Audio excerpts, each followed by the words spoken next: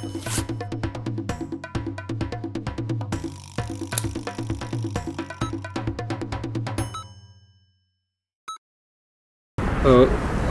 саволи ҳамешагӣ шурӯъ мекунем ки ба ҳамаи бинандаҳо мо як савол дорем дар аввал.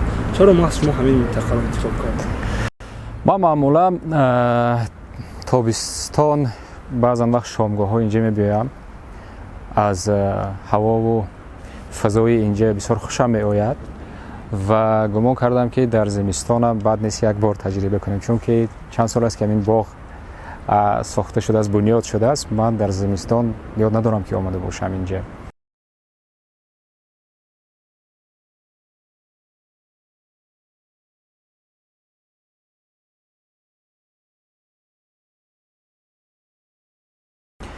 ба ҳар ҳол бад нест ки зимистонам як бор гузар кунем аз инҷа ва ба баҳонаи барномаи шумо инҷаро дидан кунем ки дар зимистон чӣ ҳолу ҳавое дорад. ба ҳар сурат бад нест барги дарахтон рехтан масалан як намои ғамангез дорад ки оқибати кори дунё ҳамин аст, оқибати умри инсонҳо ҳамин аст ва ин барои мо, барои бинандаи мо шояд дарсе мешавад.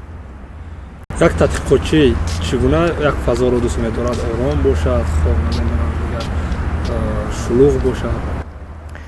як таҳқиқотчӣ фазоеро дӯст медорад ки дар он иттилоъ дастрас бошад, санадҳо дастрас бошанд, маълумот дастрас бошад ва қаҳрамонҳо чӣ мусбат чӣ манфӣ дастрас бошанду суҳбат кунанд. аз дастрасӣ ба иттилоъ гуфтед. имрӯз дастрасӣ ба иттилоъ дар кишвар чӣ тавр аст? мо дар солҳои охир хеле заифнолӣ кардем аз ин ки дар кишвари мо ба иттилоъ дастрасӣ нест, дастрасӣ маҳдуд аст. ман ба ин натиҷа расидам ки мо дигар ки гила накунем, мо талош кунем бо ҳамаи роҳҳои қонунӣ. ниҳодҳое ки ба мо маълумот наметиҳанд, бо баҳонаҳои мухталиф сарпечӣ мекунанд, онҳоро ба додгоҳ кашем ва додгоҳ вазифадор кунад ки ба мо маълумот диҳанд. бо ин ки мо ҳамеша гила мекунем ки ба маълумот дастрасӣ нест, вазоратҳо, ниҳодҳо, ҳатто ширкатҳои хусусӣ ба мо иттилоъ намедиҳанд, парҳез мекунанд аз суҳбат бо рӯзноманигорон. онҳо кори худро ва надодани иттилоъро ба рӯзноманигорон дуруст мешуморанд. акнун замоне фаро расидааст ки мо аз роҳҳои қонунӣ кор бигирем ва вазифадор кунем касоне ки иттилоъ дар даст доранд, иттилоъи барои ҷамъият муҳим ва донистаниро дар ихтиёр доранд ва намедиҳанд, онҳо дар назди қонун ҷавоб гӯянд ва ба ин тартиб мо онҳоро вазифадор ва моил ба ҳамкорӣ бо рӯзноманигорон кунем ва омӯзонем ки меъёрҳои қонунро, талаботи қонунро риоя кунанд. худи шумо чӣ гуна ба иттилоъотҳои муҳим ки дар тадқиқотҳои худ истифода бурда дастрасӣ пайдо мекунед? хуб, як журналисти касбӣ медонад ки аз куҷо иттилоъ дарёфт кунад. роҳҳои дастрас кардани иттилоъро меомӯзад. ин гуна нест ки шумо аз ҳаво ва масалан аз интернет ё аз хулоса аз ягон дӯст шинос иттилоъ пайдо кунед. хуб, қадам ба қадам пеш рафтан, аввал дар манбаъҳои дастрас, манбаъҳои озод ба қавле кушода, интернет. вақте як ширкате мехоҳед таҳқиқот кунед ё ки фарз кардем ягон мансабдорро мехоҳед дар бораш шунидед ки ба корҳои хилоф даст мезанад, аз ҳадди салоҳиятҳои хизматиш берун меравад. хуб, нахуст дар манбаъҳои боз ҷустуҷӯ мекунед ки дар манбаъҳои боз дар бораи шахсияти мавриди назари шумо ё ширкати мавриди назари шумо чӣ гуфта шудааст. ҳатман як пайванде пайдо мешавад бо касое ки ин ширкат ё ин шахсият алоқамандӣ дорад, наздикӣ дорад ва ҳамин тавр қадам ба қадам пеш рафта ва аз манбаъҳои дигар иттилоъ пайдо кардан ва макони сабти масалан ширкат аст оно пайдо кардан ва дигар ҷузъиёте. вале ман бар ин назарам ки намешавад дар як суҳбати кӯтоҳ ҳамаи ина муфассал фаҳмондан имкон надорад. агар аудитория бошад ва вақт кофӣ бошад ва масалан ҷоҳое ки ман фаромӯш мекунам гап намезанам саволу ҷавоб шад, дар ин шакл мешавад фаҳмондан ба аудитория, ба бинанда, ба журналистшавандаҳо ё умуман журналистон ки чӣ гуна иттилоъ дастрас кардан мумкин аст дар раванди таҳқиқоти журналистӣ ё умуман дар фаъолияти журналистӣ. шумо инҷо дар бораи як аудитория гуфтед. то ҷое ки мо маълумот дорем, шумо як замоне чӣ мегӯям, як нақшае доштед ки як гурӯҳи тадқиқотгаронро ташкил кунед, яъне ки ҷамъоварӣ намояд он журналистоне ки ва тадқиқот сару кор дорам. дар ин бора яне ки оқибати он гурӯҳ чӣ шуд? нақша дар сатҳи ҳамон нақша боқӣ монд. мо бачаҳоеро пайдо накардем ки ҷиддан аз қафои ҳамин кор шаванд.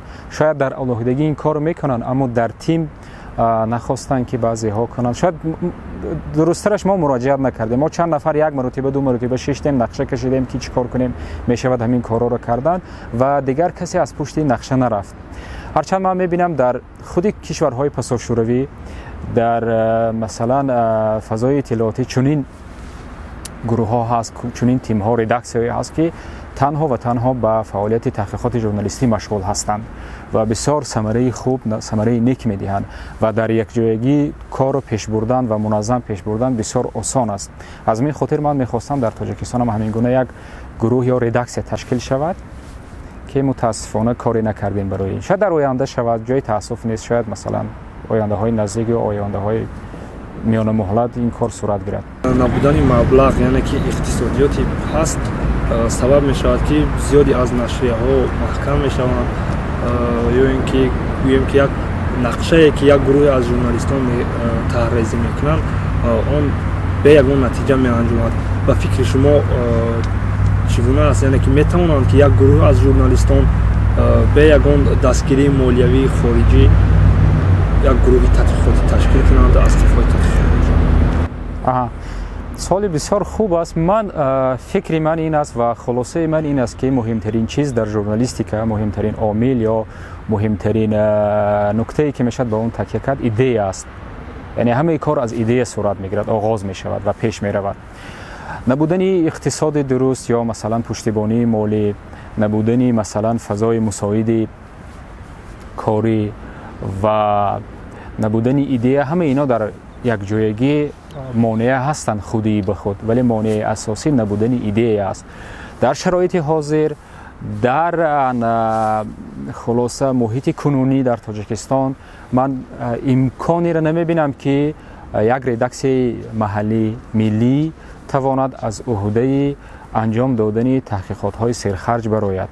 чунки барои як таҳқиқот як нафар ду нафар бояд ҷудо шаванд ва ин кори масалан як рӯза ду рӯза, як ҳафта ду ҳафтаина нест. шумо як моҳ ду моҳ то се чаҳор моҳ бояд заҳмат кашед, бояд талош кунед ки бояд ҳамаи он иттилои мавриди назар ҷамъоварӣ кунед ва оно филтр кунед ва оно масалан ки фактчек кунед ба қавли имрӯз пеш аз нашр ва ҳатто шумо вазифадор ҳастед аз қаҳрамони манфие ки дар таҳқиқоти шумо аст аз онам назар гиред. намешавад бидуни назари вай таҳқиқота нашр кард ва ҳамаи ин муҳлат мегирад. масалан пайдо кардани ҳамон таҳқиқоти манфӣ як моҳ ду моҳ се моҳ вақт мегирад.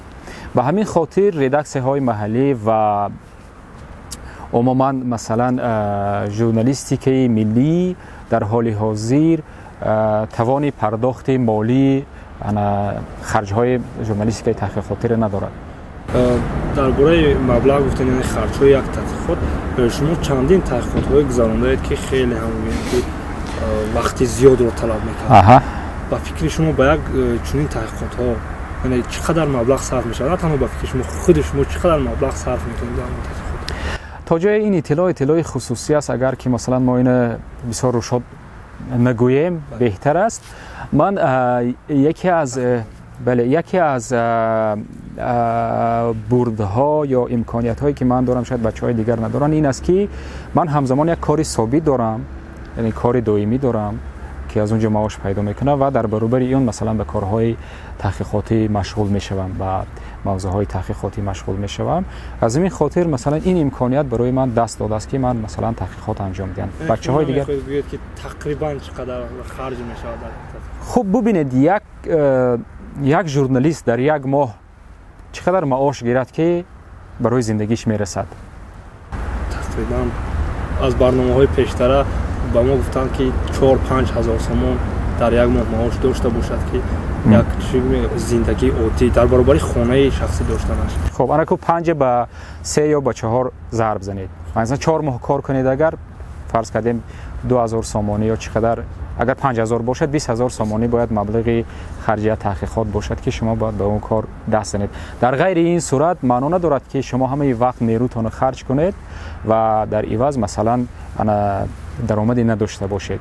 معنی پیدا نمیکند و شما یک مرتبه دو مرتبه شاید از روی شوق و هوس و مثلا میگید که ایده این که مثلا من ژورنالیست خوب شوم و ژورنالیست بهتر مثلا دردی اگم جای مشکلات گپ زنم یا که مثلا که فرض کردیم قانون شکنی گپ زنم یک مرتبه دو مرتبه به این کار مشغول میشید از روی هوس، اما در نهایت خسته میشید. وقتی جبران نمیشود تلاش های شما، جبران نمیشود زحمت های شما و این کار خسته کننده میشد. بیا درباره یکی از تحقیقات هایی که خیلی هم آوازه‌دار بود درباره اون بگیم که با نام خانه های بیگ صبور در وبسایت فرج نشر شد. ایده همون تحقیقات از کجا به سر شما؟ خوب ببینید یک موضوع یا یک ایده برای تحقیقات ژورنالیستی از کجا پیدا می شود؟ در برابر اینکه شما از رسانه ها میخوانید یا اینکه کسی به شما میگوید یا اینکه فرض کردیم یگام سند به طور اتفاقی دسترس میکنید از اون شروع میکنید. مثلا بسیار باهوش بودن در کار، بسیار با توجه بودن در کار به محیط اطراف که چی گپ میزنند، درباره که چی میگویند و این ایده از همین گفتگوی دیگران پیدا میشود، از گفتگوهای بداهتی در رفت یگام صحبت یگام نکته گفته میشد، یگام اطلاعی گفته میشد که بسیار جالب است. از همینجا شروع میشود و من چندی از تحقیقاتام همین گونه شروع شده بودن، از جمله همین خانه های بیگ صبور که درباره رئیس خدمات علاقه تاجیکستان بیگ صبور انجام شده بود. چندی از همکسبای ما گفتن که در یعنی خلاصه تابستان همون سالی که بعد من تیر ماهش به این کار مشغول شدم، تابستانش اطلاع پیدا کردم که همین رئیس محترم و خانه فروشی مشغول است و چندی از روزنامه‌نگارا، ببینید نازکی کار در کجا، چندی از روزنامه‌نگارای ما به حضور همون رئیس خدمات علاقه رفتن و با اون گفتگو کردن درباره خانه خری، در کجا خانه میسازید، چیکار میکنید، چقدر است. ژورنالیست ها رفتن گفتگو کردن و میخواستن خانه خرن. خود ژورنالیست ها شاهد همین حالت بودن، آمدن نقل کردن که همین خیلی از خانه های ارزان میفروشد نسبت دیگر مثلا شرکت هایی که به ساختمان و فروش خانه مشغول هستند، این خانه های این رئیس محترم ارزان تر است. همین خلاصه حالت نقل کردن، یک نفر نه 3-4 نفر نقل کردن، از روزنامه‌نگاران از خبرنگاران نقل کردن. بعد من با دوستای خلاصه روزنامه‌نگارای همکسبامون از دیگر کشورها صحبت می‌کردیم، با تحقیقاتگران البته صحبت می‌کردیم. من گفتم که همین خیلی از در تاجیکستان یک کسی هست که با رئیس هست که در برابر کار دولتی خدمتچی دولتی بودن همزمان با ساختن و فروش خانه‌ها مشغول است. همین لحظه‌ای که من همین گپ تمام کردم دیگه از گریبان من گرفتن و گفتن که همین کارو باید انجام بدیم، همین کارو باید تحقیق کنیم که آیا درست واقعا همین حالت همین گونه است یا اینکه مثلا در حق مردک تهمت میکنن. بس بهترین موضوع است همین کارو حتما انجام ده. یعنی ایده مثلا پیشنهاد موضوع از اونا بود، من این خبر نقل کردم و در عوض ایده گرفتم برای انجام دادن تحقیقات. خب خلاصه وقتی در اینترنت فضای اینترنت جستجو میکردیم پیدا کردیم که خلاصه شرکتی که انا با ساختمان خانه ها مشغول است و انا در همون منطقه هایی که رئیس خدمات علاقه تاجیکستان خانه میسازد نام دارد کامل 2010. بعد جستجو کردیم که این شرکت تنها در شهر دوشنبه نه، در مثلا بیرون از دوشنبه در شهر کولا و در دیگر جاها هم خانه میسازد، از جمله همین بناهای بلند خدمات علاقه که بلندترین بنا در تاجیکستان از عنوان میشوند در مرکزترین نقطه تاجیکستان یا شهر دوشنبه ساخته شدن. در ابتدا همین کامل 2010 میساخت، بعد نام شرکت عوض کردن، دیگر شرکت ها آوردن به بازار. خلاصه همین بود، از همینجا شروع شد. بعد برای آزمایش ما یک نفر فرستادیم، رفت صحبت کرد همچون خریدار، مطمئن شدیم که همین مردک خودش مشغول است به همین خانه یا فروشی خانه ها در اتاق دولتی، کاری دولتی که مثلا اونجا باید که فعالیت خدمات علاقه را پیش برد، با تجارت شخصی مشغول بود. بالای این که مثلا برخلاف قانونگذاری تاجیکستان، برخلاف قانون جمهوری تاجیکستان درباره مبارزه با کروپسیا، این به تجارت شخصی مثلا مشغول است، به تجارت مشغول است که قانونگذاری کاملا منع کرده است. خدمتچی‌های دولتی حق ندارند به تجارت مشغول شوند در برابر اشغال وظیفه دولتی. برخلاف همه این کارا در اتاق دولتی که اجاره اون مثلا که دولت پرداخت میکند، خرج و مثلا خراجات نگهداری اون بنا را دولت پرداخت میکند، این رئیسی خدمات علاقه کارهای شخصیش پیش میبرد. باری دوم من خودم رفتم صحبت کردم، گفتم که من خبرنگار هستم، شما در اینجا به فروش خانه ها مشغول هستید، این خلاف قانونگذاری است. که گفتن که نه من این کارو نمیکنم، من کمک میکنم، من به این کار مشغول نیستم، من فقط به این بچه‌ها کمک میکنم. بعد من گفتم که فرزند شما همین شرکت به نام فرزند شما ثبت شده. گفت نه این پیشتر بود و حاضر نیست. در حالی که تمامی کسایی که از همین شرکت خانه خریده بودن خلاصه با کامل 2010 شرطنامه بستند. یعنی حتی بعضی از کارمندای خود خدمات علاقه به فروش خانه ها جلب شده بودند. در آشیانه دومی بینای خدمات علاقه مرکز فروش خانه های شرکت کامل 2010 جاگیر شده بود. اونجا به قول اجنت ها، یعنی همون خانه فروش ها اونجا میشیشتن، با تماس هایی که از بیرون می اومد، از اعلان هایی که در کوچه ها نصب شده بود، مردم زنگ می‌زدن می‌خواستن قیمتی خانه و در کجا بودن خانه های فروشی را پرسن از شرکت کامل 2010. از همین بینای خدمات علاقه جواب میدادن. حتی مثلا تلفن کاری خدمات علاقه پیوست شده بود با شرکت کامل 2010. شما فرض کردین به تلفن شهری خدمات علاقه زنگ می‌زدید، از اون طرف مسئولای شرکت کامل 2010 می‌برداشتن و با شما صحبت می‌کردن. همین گونه یک حالت نادر بود که احتمال در پهنای شوروی پیشین و در بسیاری از کشورهای دنیا این گونه حالت پیدا کردن غیر امکان است که یک مسئول دولتی خلاف قانونگذاری با تجارت مثلا شخصی خودش مشغول باشد و این تجارت بیاره در داخل بینای دولتی جاگیر کند و مشتری ها را جلب کند، اونجا مشتری ها را با کنند. نوبت پایی ها میشد. مثلا من خودم چند بار که رفتم شاهد شدم، اونجا پشت در قطار می ایستادن مردم، اینش مثلا خانه خری آمده است، اینش مثلا باقی مانده مبلغ آورده است، یک کسی دیگرش آمده است پرسد که برای چی خانه ها دیر ساخته می شوند. و مثل همین، مثل یک شرکت خصوصی که با فروش و ساختن و فروش خانه ها مشغول است، خدمات علاقه را به همین خیل شرکت تبدیل داده بود. همین تحقیقات چند ماه دوام کرد؟ خلاصه حدود 5 ماه دوام کرد. در ماه ششم نشر شد. این خیلی دقیق کارانه صورت گرفته بود و همه اطلاعی که اونجا ذکر شده بود بارها سنجیده شد که مبادا ما به اشتباه رفتیم و از بالای ما شکایت شود و ما را به دادگاه کشند. و تعجب اینجا است که من تا حاضر مثلا تعجب میکنم همین کار، همین چیزی که ما نقل کردیم در شاید 50 متری پارلمان تاجیکستان صورت میگرفت، در 100 متری وزارت کارهای داخلی جاگیر است همین خدمات علاقه و همین کارا اینجا صورت، و در 50 متری دیگری مثلا یکی از نهادهای مهمی کشور ما، مقامات قدرتی دیگر جاگیر است. همین نهادها ندیدن یا خود را به نادانی زدن و تا امروز هیچ واکنشی نکردند. نگفتن که برای چی شما مثلا همزمان به کار دولتی مشغول هستید و هم تجارت پیش میبرید. و تا امروز همین خانه هایی که ساخته شدن از جانب شرکت کامل 2010 مورد بحث و خنده‌خریش و مورد تأسف قرار گرفتند که چگونه ممکن است که این گونه بنا ساخته شود و به مشتری ها فروخته شود که در اونجا کاملا امکان زندگی کردن وجود ندارد، چون که آفتاب نمیرسد، هوا نمیرسد. در حالتی مثلا یگام حالتهای فوق‌العاده مثل زمین جنبی و سوختار و این کارو از اونجا مردم رو برآوردن خیلی دشوار است، غیر امکان است و تلفات جانی خیلی زیاد می شود. چگونه ممکن است که همین شرکت با نقص تمام قانونگذاری ها، معیارها، طلبات ها فعالیت دارد و این بنا را ساخت و تا کنون وجود دارد و کسی سوال نمی کند که برای چی به این کارها شما دست میزنید؟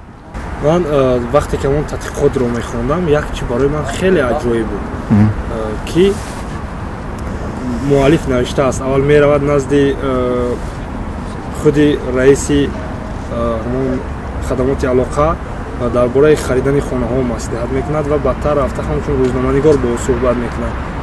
اونجا تنها شما رفتید یا اینکه با شما کدام دیگر معامله شد؟ پیشتر ذکر کردم ما یک نفر فرستادیم همچون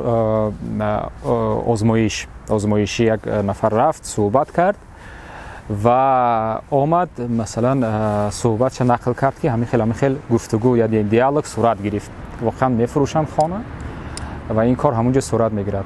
بار دوم من خودم رفتم همین گونه صحبت کردم با منم همچون مثلا در ژورنالیستیک تحقیقاتی بسیار چیزی معمول است. ژورنالیست کسبش رو عوض میکند. من کاملا حق داشتم که به حیث یک خریدار روزنامه‌نگار در لباس یک خریدار رفته با رئیس خدمات علاقه صحبت کنم. این گونه اصول بسیار معمول است. در دانشگاه هم درس میتین. یک روزنامه‌نگار برای ثابت کردن هیپوتزه‌اش میتواند که کسبش را موقتا عوض کند برای دریافت کردن اطلاع و اثبات کردن دلیلش. من خودم خانه خر رفتم همچون و بار دوم همچون روزنامه‌نگار رفته صحبت کردم. من این احتمال را جا گذاشته بودم که شاید من شناسد اما نشناخت که من پیشتر آمده صحبت کرده بودم. از این جهت که نزد او همه روزه 50 100 کس 150 کس می درآمدن و امکان داشت که چهره همه اونها را در ذهنش گیرد. درباره دیگر تحقیقات شما میگیم که همین سال یک خبر نشر شد در مابین 8 تحقیقات دیگر در اروپای شرقی و قفقاز و آسیای مرکزی. آسیای مرکزی. یعنی که بهترین تحقیقات دانسته شد. این تحقیقات چطور گذشته بود؟ این تحقیقات ماهی اکتبر نشر شده بود. ماهی اکتبر یا نوامبر نشر شده بود. من سنش دقیق در خاطرم نیست. اکتبر یا نوامبر 2021 نشر شده بود. همگی یک 3-4 ماه پیشتر. خلاصه درباره این بود که شهروندان تاجیکستان، مهاجران کاری تاجیکستانی که از روسیه اخراج میشوند به دلیل قانون شکنی ها در روسیه اخراج میشوند از اون کشور گشته میآیند در تاجیکستان نامناسب عوض میکنند و دوباره به روسیه میروند. همینا را خطری به جوابگری جنایتی جلب کردن وجود دارد. یعنی کسایی که همین کارو میکنن در روسیه به جوابگری جلب میشوند. در سال 2021 و 2020 و پیشتر از این هم الکی شروع شده بود اونا رو پیدا میکردن از روی ایزی انگشتی که در شناسنامه ها مثلا معلومات بیومتریکی در شناسنامه های خارجی هست از روی اونا مثلا پیدا میکنن که شما اسمت الله پیشتر مثلا اسمت الله بوده و حاضر فرض کردیم حبیب الله شده یا کسی دیگر شده با روسیه گشته میآید. و این خود قانون شکنی است. یعنی غیر قانونی عبور کردن مرزی دولتی روسیه. همین خیلی نام دارد این ماده کودکس جنایتی و انا خلاصه زندان، انا کارهای اصلاحی، جریمه اینا رو در پی دارد. بعد این حتما شما رو با گشته وقتی مثلا جزا رو تطبیق میکنن نسبت شما حتما دوباره با برای 5 سال و 10 سال از روسیه اخراج میکنن تا اینکه در نتیجه شهروند تاجیکستان ضرر میبیند. هم زندان و همون مبلغی که برای عوض کردن نامناسب داده است در تاجیکستان، یعنی از دو جهت ضرر می‌بیند، امکان می‌بیند و بالای این با برای چند سال دیگر با از روسیه مثلا اخراج می‌شود. ما همین هشدار دادیم که همین کارو نکنند. برمیگردیم به سر اون تحقیقات پروژه خانه‌های بکسابور چند سال اونجا بعد انجام اون تحقیقات و نشر شدنش یگون تهدیدها از جانب یگون نفر به شما نشد؟ اصلا نبود، هیچ تهدیدی نبود و بدبختانه برای یک ژورنالیست واکنش نشدن بسیار تأسف آور است. حتی واکنش نشد. ما تمامی مرحله های قانونی را به اعتبار گرفته بودیم و خردترین جزئیات هم خردترین امکان هم نگذاشته بودیم که از بالای ما مثلا به دادگاه شکایت برند. همه اینا رو ما مثلا پشت سر کرده بودیم، همه اینا رو به نظر گرفته بودیم، اصلاح کرده بودیم پیش از نشر و نمیتوانستند که به طور قانونی واکنش کنند. یعنی ما را در تهمت زدن، در استفاده فکت و دلیل‌های نادرست متهم سازند. ما هیچ امکانیت به اونها نداده بودیم در این جا. و هر تا جای ما یعنی که فهمیدیم بعد از نشر همون مقاله شما به جمهوری همسایه کشور قرقیزستان رفته بودید که گویا اونجا یک خانه هست برای ژورنالیستان و حدود چند ماه اونجا هم بودید. نه اصلا یک با حادثه های دیگر برمیخورد. اصلا هیچ تهدیدی هم نبود نسبت من و در دایره یکی از برنامه های دستگیری ژورنالیستان من به قرقیزستان رفته بودم. نه در پی احتمال تهدیدها یا که وجودی تهدیدها من مثلا به یگان کشور دیگر رفته باشم. باری هم از زمین نه تنها این تحقیقاتتون، از تمام تحقیقات باری هم یگان تهدید به شما نشده است؟ تهدیدی حقوقی بود. وقتی ما در سال 2012 همون تحقیقات حجت راننده‌خواری در تاجیکستان رو نشر کردیم، بعد آن مثلا تا دادستانی، تا وزارت کارهای داخلی، تا اینجاها مثلا گپ رسیده بود، واکنش ها شده بود. به جای کاری که اون وقت من فعالیت میکردم اونجا آمدن از دادستانی، از وزارت کارهای داخلی، به منزل زیست ما آمدن از دادستانی و اون وقت من در تاجیکستان نبودم. اینا برنامه ریزی شده نبودن. یعنی همین خیلی اتفاق افتاد که من پیش حدود 1 ماه پیش از نشر تحقیقات در دایره یک سفری آموزشی از تاجیکستان بیرون رفتم و تحقیقات بعد نشر شد و بعد 1 ماه هم گشته آمدم. الکی همه چی خاموش شده بود و منم نخواستم که دوباره مثلا این کار مثلا زنده کنیم و دوباره به سراغ مقامات رویم که من آمدم و ما مثلا چی می‌خواستید از من نرفتم و نسبت ما پرونده چی گپی نبود. فقط اونا می‌خواستن که با من صحبت کنن و همون حرفایی که در تحقیقات ذکر شده بود یک بار دیگر از من بشنون که اینا چگونه صورت گرفته بودن. همین حالتا بود. و فکر شما چرا این روز یا بعضی ژورنالیستان بسیارتر فشار میارن؟ مثال یک ژورنالیستی جوان رو اگر ما نام بگیریم، عبدالله غربتی که تا چند سال اخیر 2 بار زیر لطفه قرار گرفت. ژورنالیستان میگن از اون سبب است که او بسیارتر آشکار بیان است، بسیارتر مشکلی های جامعه رو میگوید. ولی اگر که تحقیقات های شما رو نظر کنن، تحقیقات های شما مشکلی ها رو گفته است که از گفته آنها زیادتر است، ولی به شما تهدید نمی شود، با اون ژورنالیستان تهدید می شود، میزنن. سبب در چی است؟ من واقعا سببش نمیدونم. باری هم با عبدالله در این موضوع ها صحبت نکردم. من از زحمت ها و تلاش هایی که عبدالله میکند واقعا خوشحال هستم که همچنین مثلا ما خبرنگاری داریم در تاجیکستان. ولی اگر که مشورت میخواست، البته چون که حاضر نخواست است، نپرسید از مشورت، خودش کارش بهتر میدوند و ردکسیایی که اونا مثلا به کار کیرا کرده است اونا بهتر میدونن که چگونه کار فرمان و کدام موضوع ها رو تیان. ولی اگر که از ما مشورت میخواست، من میگفتم که با احساس انعکاس نکند موضوع ها را، یعنی احساس با فکت و دلیل آمیخته نکند. برای یک ژورنالیست شناختن دلیل از احساس بسیار مهم است. کجا احساس است، کجا مثلا نظر است، کجا گپی خشک و خالی است و کجا دلیل است، فکت است و کجا سخنی اثبات شده است. همین فرق گذاشتن در کار بینشان. اگر که فرض کردیم که شما بین همینا فرق گذارید و رعایت کنید، شاید از خیلی تهدیدها خودتان ایمن نگه می‌دارید.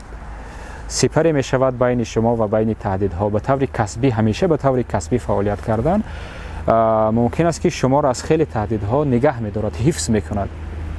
من نمیگم که عبدالله این کارا رو مثلا اینا را به همدیگر آمیخته کرده است یا نقص درون می‌بینم. من این گپ گفتنی نیستم.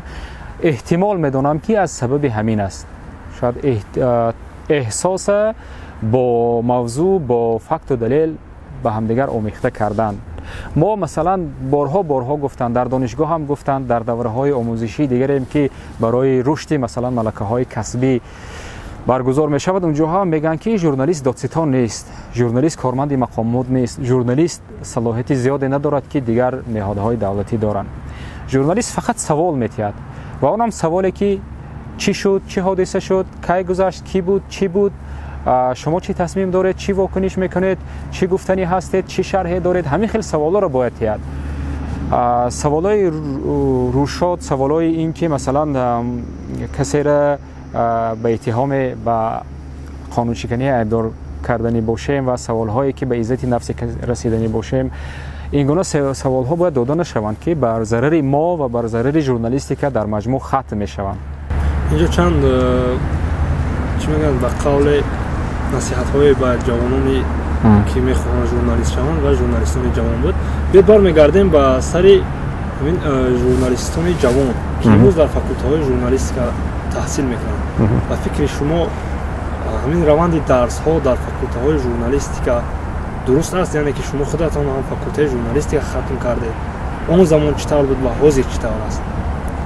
ما حاضرش نمیدونم چون که چند بار از استادایی که ما رو درس میدادن خواهش کردم که بیاد یک بار ما با همین ژورنالیست‌های جوان در فاکولته صحبت کنیم که اینا مثلا سطح فهمیششون سطح آگاهیشون چقدر است و همین دعوت ها و صحبت ها صورت نگرفت. به همین خاطر من آگاه نیستم که در فاکولته ها چگونه درس میتین، چگونه مثلا جریان تعلیم ادامه دارد. شما همین جوانان را چگونه میبینید این؟ خب بیا من میگویم این گونه است که در دنیا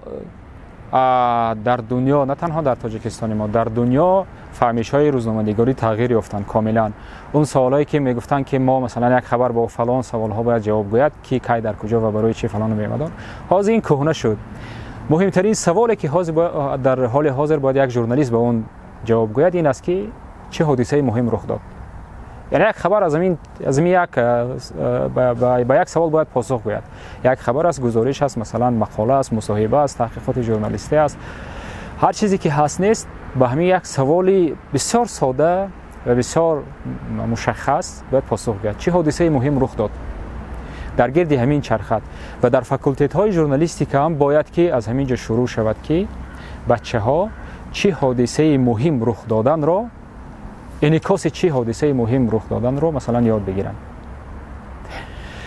نه همه اون چیزی که در گرد و اطراف میگذرد مهم هستند، نه همه سخنی که گفته می شود مهم است، نه همه مثلا نهال شنانی ها مهم است، نه همه خانه سازی ها مهم است، نه همه راه سازی ها مهم است، نه همه مثلا پل سازی ها، کوپرک سازی ها مهم است، نه همه دیدارها مهم است.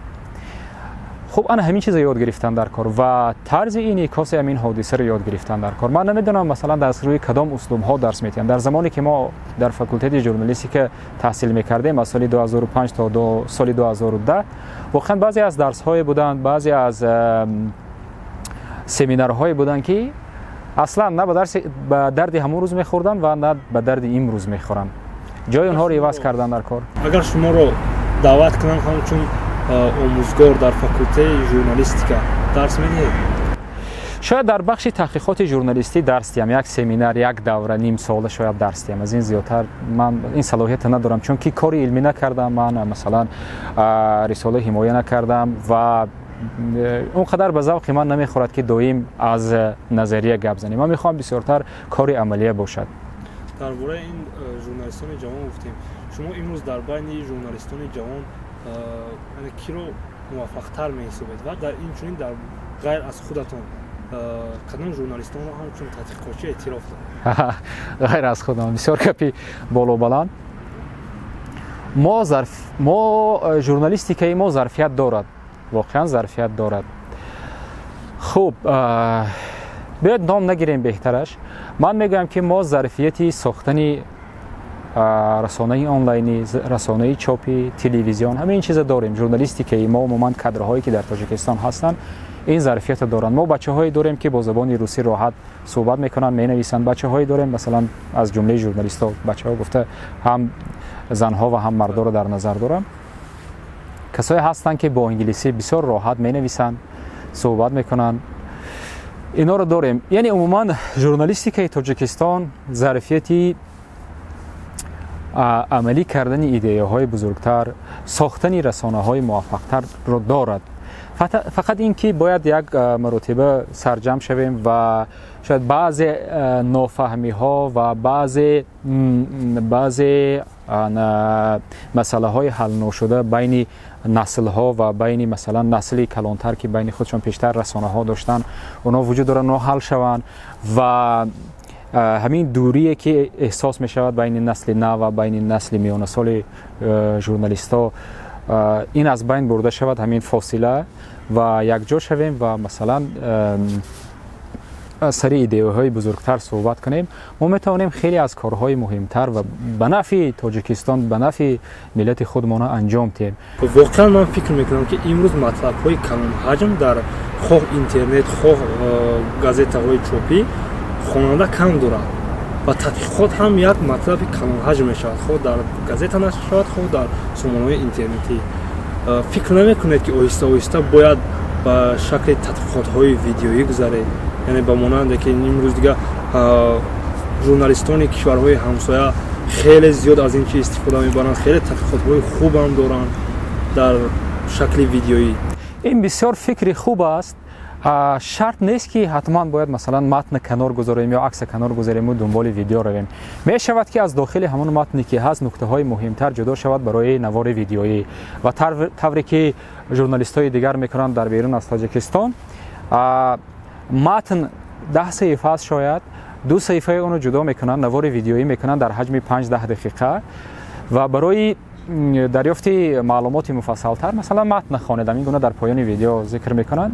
به این ترتیب کسایی که ذوق خواندن مطلب ذوق خواندن گرفتن اطلاع بسیارتر دارن مطلب میخوانن و اونهایی که مثلا عموما نمیخوان مطلب خوانن از نوار قسمت اساسی مضمون مثلا مضمون و محتوای تحقیقات دریافت میکنن با یک تیر دو نشان زدن، یعنی به همین معنی میشود کردن. شاید در آینده ها ما این کار تجربه کنیم، یعنی در یک نوار کوتاه در حدود 3-4 دقیقه تحقیقات مثلا حجتایی که هست دوباره نشان دادن، عکس‌های هست مثلا دوباره نشان یک بار دیگر نشان دادن و به این ترتیب خواننده تماشابینا رو به خواندن مطلب جلب کنیم. این راه ها هستن. من ضرورت اینو نمیبینم که ما کاملا از نوشتن متن دست کشیم و به ویدیو رو بیاریم.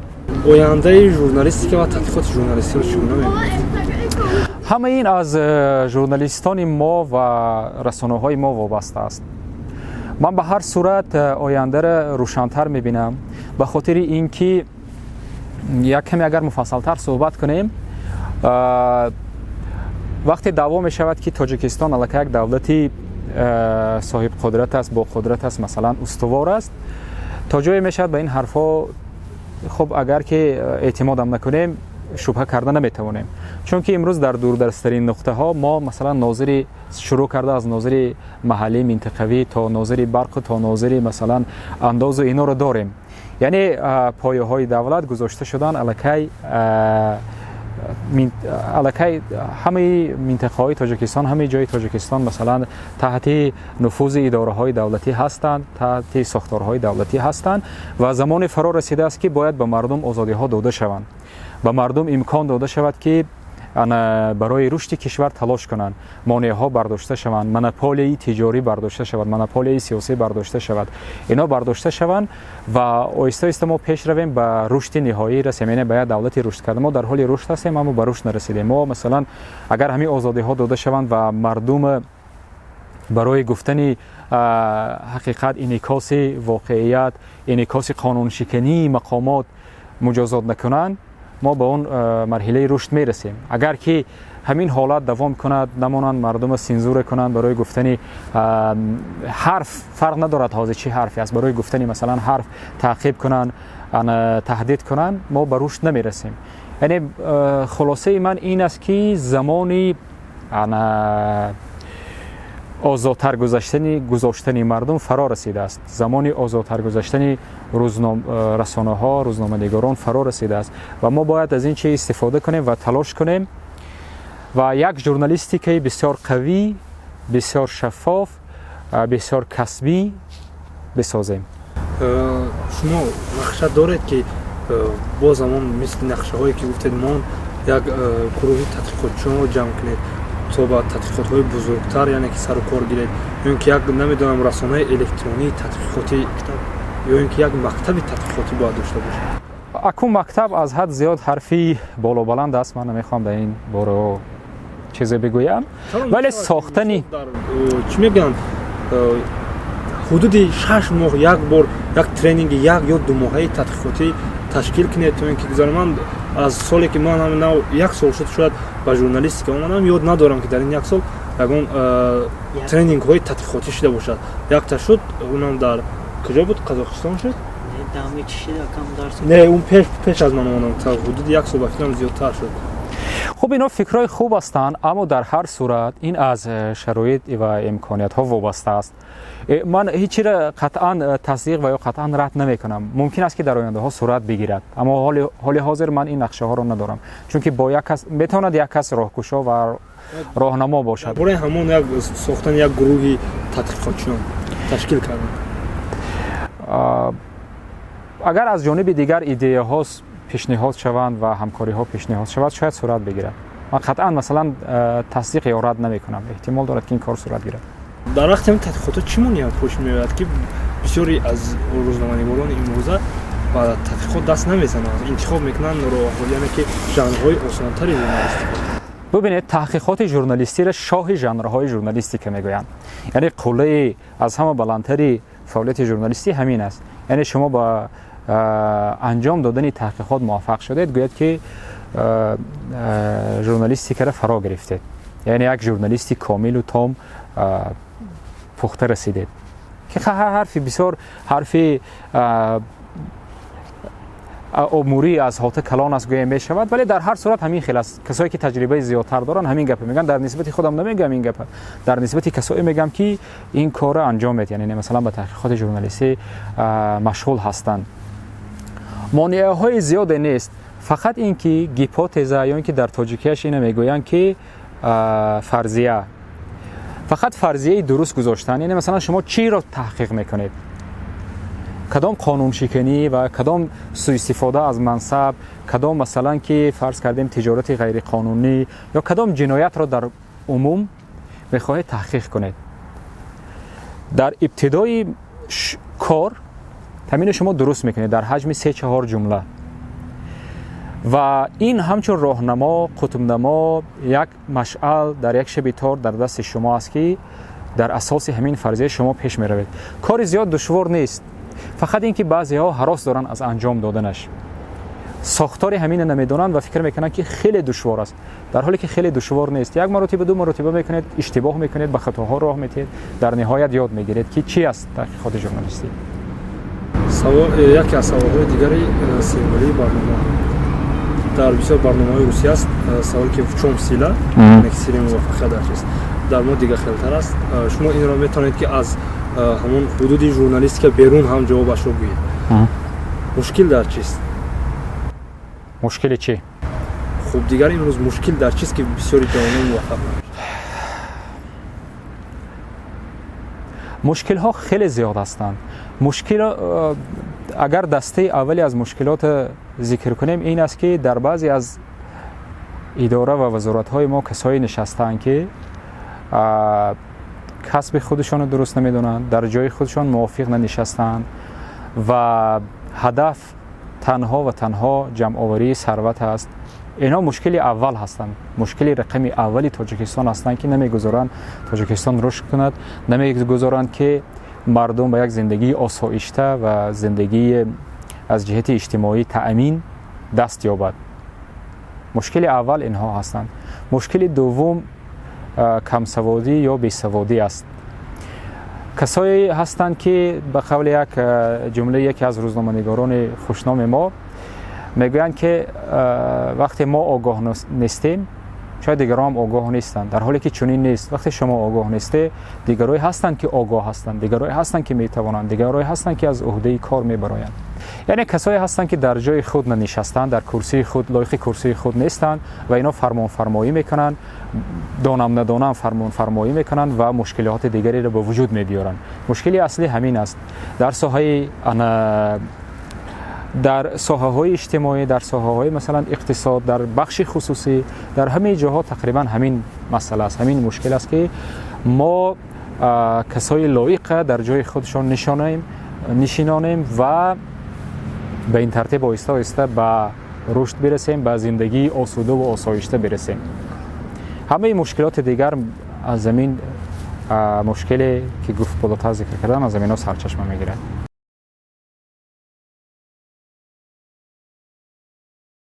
мо як бахши дигар доштем бо номи суол аз бинанда. мутаассифона ин шабрӯз дар марзи тоҷикистону қирғизистон вазъият нооромтар буд. барои ҳамин сомонаҳои иҷтимоӣ ҳама дигар таваҷҷӯҳашон ба он тараф буд. фикр доштам ки дигар бинандаҳо саволе намедиҳанд дар ин баҳс ва ман ҳам мехостам ба ҷои ин бахш аз шумо чанд суол дар бораи марз пурсам. хуб бия тарафи журналистикаро гирем. имрӯз ман як нигоштаеро дидам дар фейсбук ки аз тарафи яке аз устодони фактчеки журналистикаи тоҷик ҷамшеди маъруф нашр шуда буд, яъне ки мо бояд ҳар як хабарҳоро, ҳар як воқеое ки мешавад мо бояд аввал фактчек гузаронем, аввал санҷем дуруст нодуруст будани онро ва бояд баъд нашр кунем.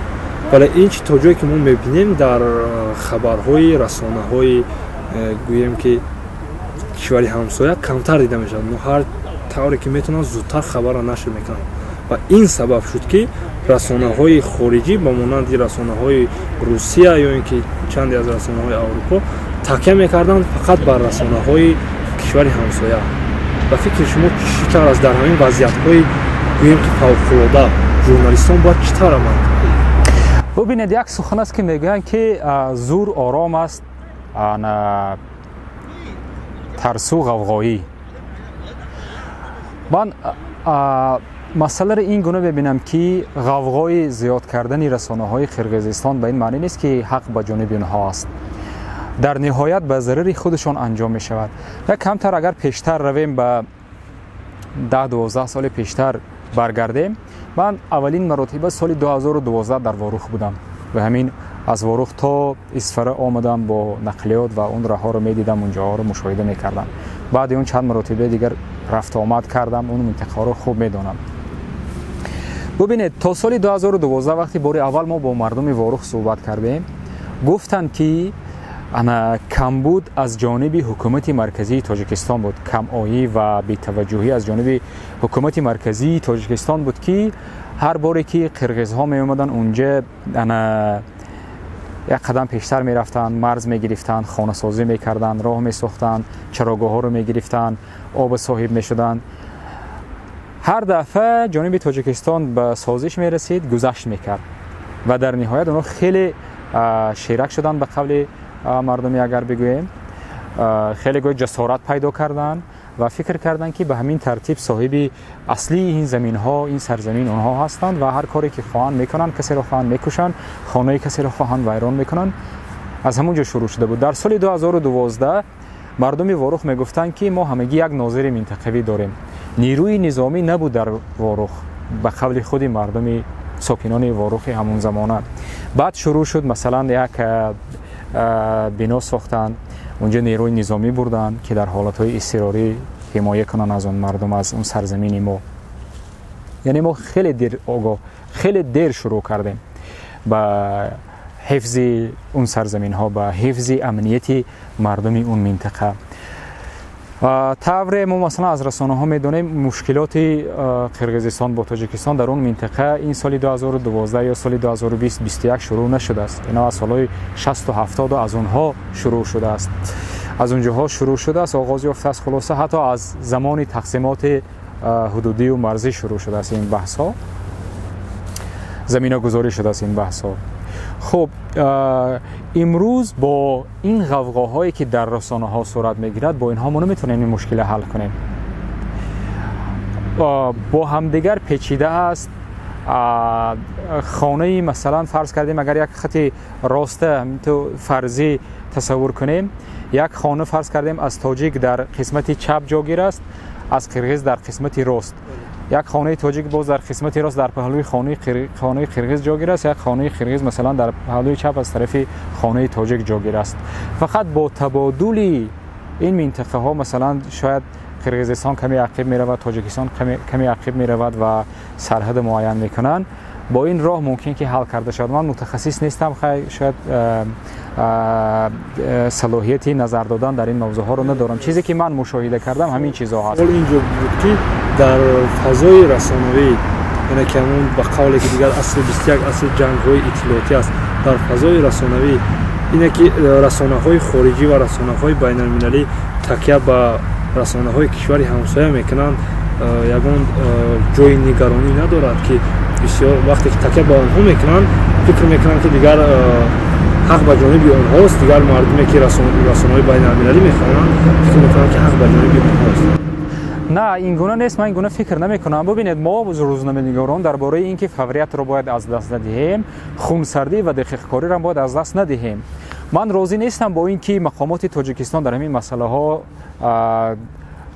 иттилоъро пинҳон мекунанд, сари вақт наметиҳанд. ман бо ин кор розӣ нестам. ҳатман эътироз дорам. ман бояд ки ҳатман фавран иттилоъ диҳанд, ситод ташкил кунанд ва журналистҳоро даъват кунанд ва маълумоте ки дар ихтиёр доранд, рух додааст, воқеият баён кунанд, рӯзноманигорҳо ба аудиторияи худ расонанд. ба ин тартиб фазои фикрӣ ва фазои иттилоотиро шакл диҳанд ки چی گپ هست اونجا، چی کار صورت میگیرد. من به این راضی نیستم که اونو پنهان بکنم. یعنی در مجموع طلب دارم که باید این کارو تشکیل شود، معلومات سری وقت به مردم، به ژورنالیست‌ها داده شود تا اینکه به خواننده ها ما انتقال بدهیم.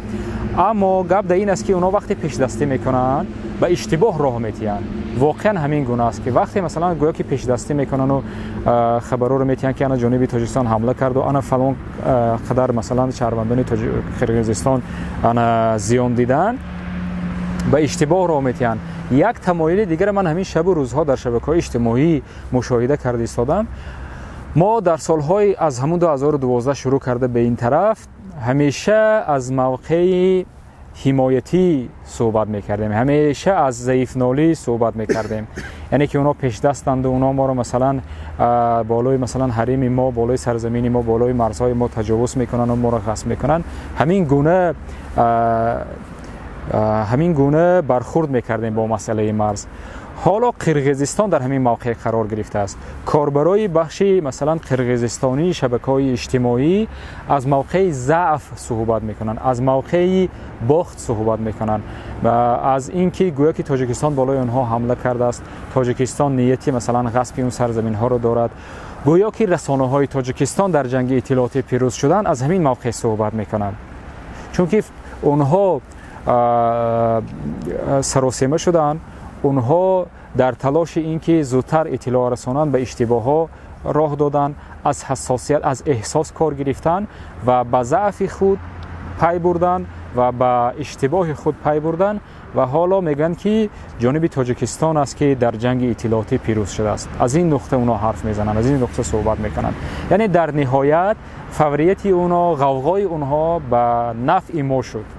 و یک سوال دیگر که وقتی چند ماه پیشتر هم وقتی در مرز درگیری ها رخ دادن، در سامانه اجتماعی جامعه، یعنی که فعالان جامعه شهروندی از آن میگفتند که قسم ژورنالیستی که ما فعالیتی سست دارد و آن خاطر که ما فقط خبرها رو و تحلیل ها رو با زبان تاجیکی نشر میکنیم و میگفتن که باید ما زیادتر با زبان روسی و انگلیسی پناه کنیم.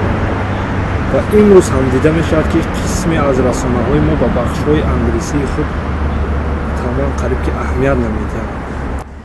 درست است. ما یگانه ضعف ما این بود که ما با زبان روسی و با زبان انگلیسی که خواننده های مثلا اروپایی و آمریکایی رو متقاعد سازیم که اینجا چی گپ هست، واقعیت به اونها رسانیم از نقطه نظری تاجیکستان، در اینجا ضعف داشتیم. ولی ببینید که همون نگاشته های اونها با زبان روسی و انگلیسی به کجا رسید. اونها تلاش داشتن یک کمیسیون تشکیل کردن که تاجیکستان رو به دادگاه گاگ و به کجاهای دیگر بکشن. مثلا اون تلاش اونها به کجا رسید؟ همون گونه ای که اونها حق دارن، یعنی خودشون حق به جانب میشمارن، ما هم حق به جانب هستیم در مسئله مرز.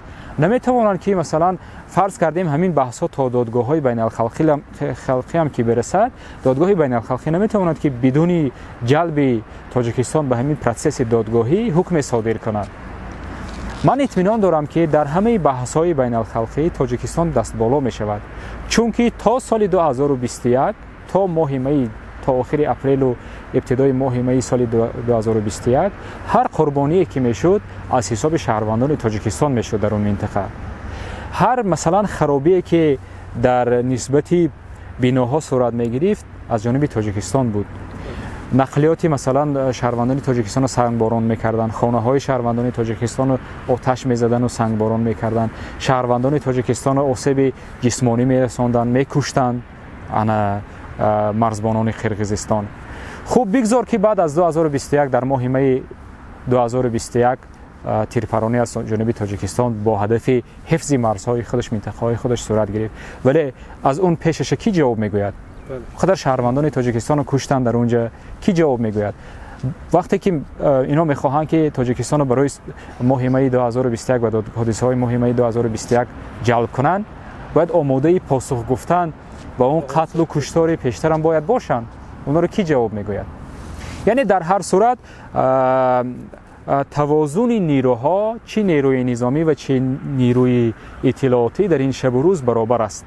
ما دیدیم که مثلا سربازای ما با جان فدایی از سرزمین‌های ما حمایت کردند و رسانه‌های ما هم هرچند با خونسردی هرچند با کم آمد، هرچند که مثلا ضعف نشان دادند چون که دسترسی به اطلاعات نداشتند،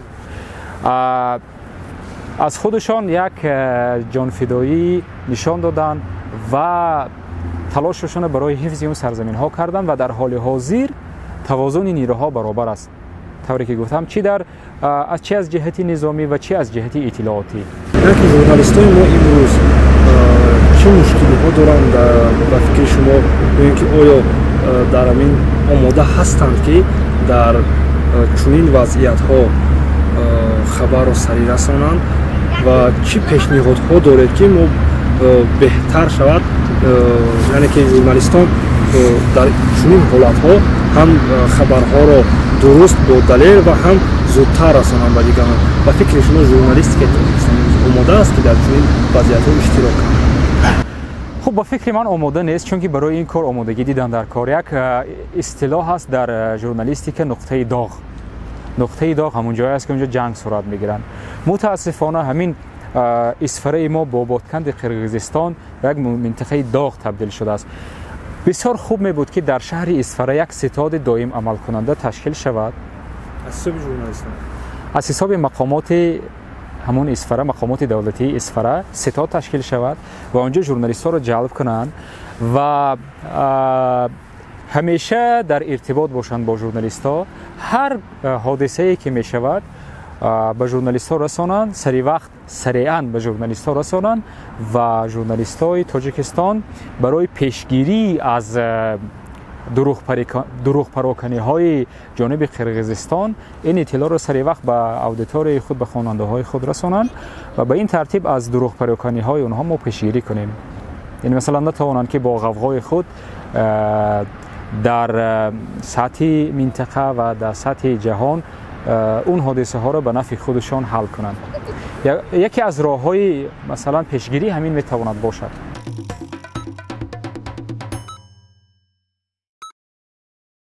آخرین سوالی سیمبولی برنامه ما. اگر شما روز با پرزیدنت کشور امامعلی رحمان روبرو شوید، چی گفتنی ها دارید؟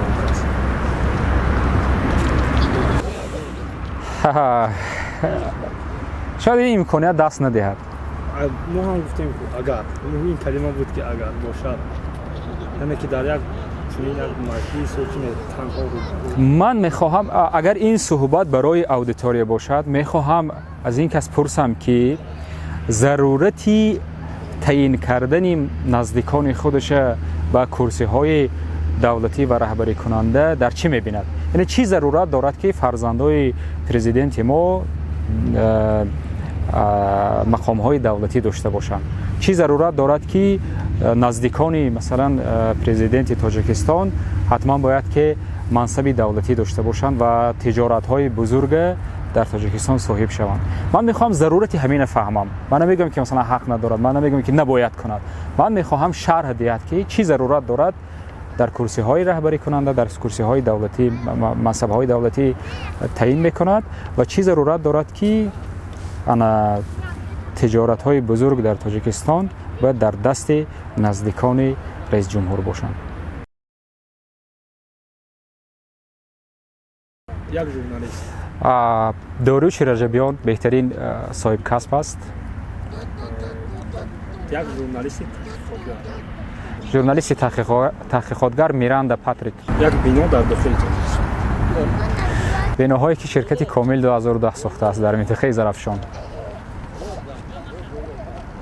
یک آرزویی که دارید؟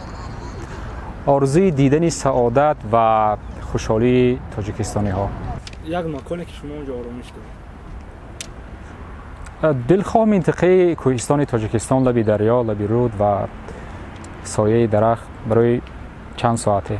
شما بسیار کتاب می‌خوانید. از میان ژورنالیستان نویسنده هست، ژورنالیست و نویسنده هست با نام سرگئی دولتوف. حتما توصیه می‌کنم که ژورنالیست‌ها عموما ژورنالیست‌های جوان بخصوص و عموما ژورنالیستان بخوانند اثرهای اونا. یک شاعر من بیشتر سعدی شیرازی رو میپسندم. یک کتاب. باید همین معرفت گم شده انا کیره ستار، فریدریک ستار تاریخی است. همین کتاب من زیادتر میپسندم، از میان اون کتاب هایی که پسندیده زیاد دارم، زیرا این کتاب نشان میدهد که ما یک دوره از تاریخ خیلی رشد داشتیم. ما با ایجاد با تولید ذهن خیلی دست یافته بودیم و زندگی نسبتاً آسوده‌ای داشتیم. جنگ های بزرگ در اون زمان کمتر بود، مردم ما رشد کردند، صاحب فضیلت شدند و متاسفانه لشکرکشی چنگیز خان همه این چیزا برباد داد و بعد از اون دیگر منطقه ما، منطقه که تحت نام خراسان بزرگ مشهور بود، نتوانست دیگه به خود بیاید. همین کتابی معرفت گمشده فریدریک ستار ارزشش دارد که هر تاجیکستانی مطالعه کند. یک کشور غیر از تاجیکستان.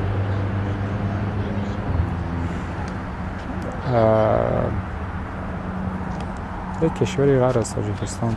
سوالای شما بسیار بعض وقت از دایره منطق و صلاحیت بیرون میروند. من با اون خاطر میپرسم که زیادی آدمان مثلا دوست می‌دارن که به آمریکا روند، زیادی آدمان دوست می‌دارن که به هندوستان سفر کنن، اونجا باشن. ببینید بسیاری از روشنفکرای ما ترکی و ترکیه را دوست نمی‌دارن، ولی خود سرزمین ترکیه بسیار یک مکان معتدل برای زندگی است.